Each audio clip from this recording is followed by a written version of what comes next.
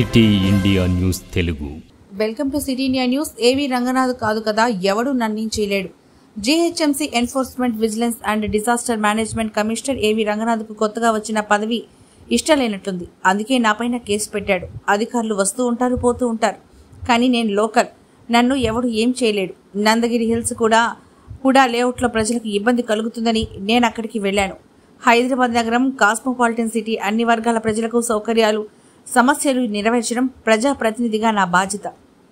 Case పెట్టిన అధికారులకు ప్రివిలైజేషన్ నోటీసులు ఇస్తాను. వారిపై ముఖ్యమంత్రికి ఫిర్యాదిస్తాను. ప్రజాప్రతినిధిగా నాకు ఎక్కడికైనా వెళ్లే హక్కుంది. ఎందుకు వచ్చామని అడిగే అధికారం వాళ్ళకి లేదు.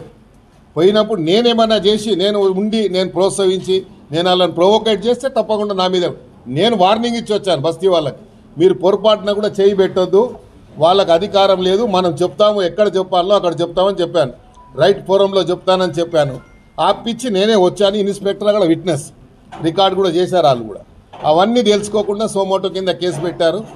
కాబట్టి ఇది వ్యక్తిగతంగా పోతున్నది ఇష్యూ. కాబట్టి వ్యక్తిగతంగా ఎంత తీసుకున్నా పర్లేదు. ఇలాంటి ఆఫీసర్ చాలా చూశాను నేను. ఇంకా దీని ఎన్ని కాన్సిక్వెన్సెస్ ఏదున్నా ఎదురిచ్చేవాడిని. నేను గుండె ధైర్యంతో ఎమ్మెల్యే వచ్చినని ఎల్లయ్యగాడు మల్లయ్యగాడు గెలిపిస్తే రాలేదు. ఇట్లా ఉంటే చాలా మందిని చూసినాను. కొన్ని రిజర్వేషన్స్ ఉంటాయి. కొంతమందికి ఏమో ఆ ఉద్యోగం ఇష్టం ఉండదు. ఆ ఉద్యోగం ఇష్టం లేకుండా గిట్లా ఏదైనా చేస్తే తీసుకుపోయి ఇంకేదైనా మంచి పోస్ట్ ఇస్తారు అనుకుంటారు. కొంతమందికి ఏమో డైలీ పబ్లిసిటీ కావాలనుకుంటారు. మా సమస్యల పరిష్కారం కావాలి. మాకేం మేము పబ్లిక్ లైఫ్లో ఇన్నేళ్ళ నుంచి ఉన్నాము, ఇన్నేళ్ళ నుంచి ప్రజల మధ్యలో ఉన్నాము. ప్రజా సమస్యలు తెలిసిన వాళ్ళము, ప్రజలు ఎట్లా ఎదుర్కోవాలి, కష్టాలు ఎదుర్కోవాలి తెలిసిన వాళ్ళము. తెలుగుదేశం పార్టీ 19 సంవత్సరాలు అధికారంలో ఉంటే 19 సంవత్సరాలు ఆపోజిషన్ ఎమ్మెల్యేగా పోరాడి చెలో అసెంబ్లీ కార్యక్రమంలో నెత్తులు వలిగి బుల్లెట్లు మా పక్క పైన పోయినా భయపడలేదు. కేసులు అప్పుడు 190 కేసులు పెట్టారు. మేము భయపడ్డామా? ఇప్పుడు మేము భయపడతామా?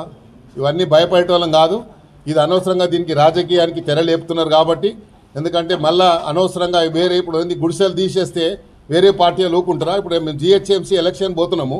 ఎలక్షన్ల ముందు ఇలాంటి పనులు చేస్తే ప్రజల దగ్గరికి ఏం ముఖం పెట్టుకొని పోతాం మేము? ఎలక్షన్లో మాకు ఓటేయమని చెప్పి గుడిసెలలో నువ్వు ఏళ్ళు పెట్టవద్దు. నువ్వు నాలా మీద ఉంటే తీసేయి. ముఖ్యమంత్రి గారు నీకు అధికారం ఇచ్చాడు.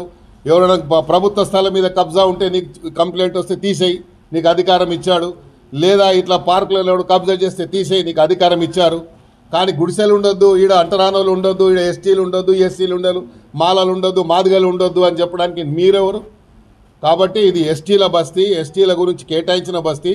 వాళ్ళకు ప్రభుత్వ పరంగా గజెట్ ఇచ్చి వాళ్ళకు ఇయర్ మార్క్ చేసి ఫౌండేషన్ వేసి కాలమ్స్లు వేసాయాడ. బిల్డింగ్స్ ఆల్రెడీ ఒక స్టేజ్కి వచ్చాయి. వచ్చిన తర్వాత బడ్జెట్ లేక అది ఆగింది.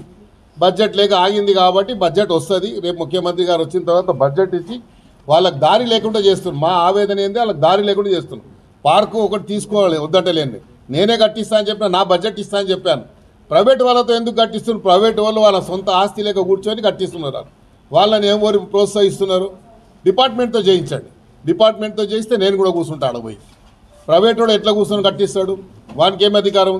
అదే ల్యాండ్లో ఒక 2 వ్యక్తులు దాని వెనుకనే ల్యాండ్లో బాగా జప్తా కంపౌండ్ వాళ్ళు వేసుకుని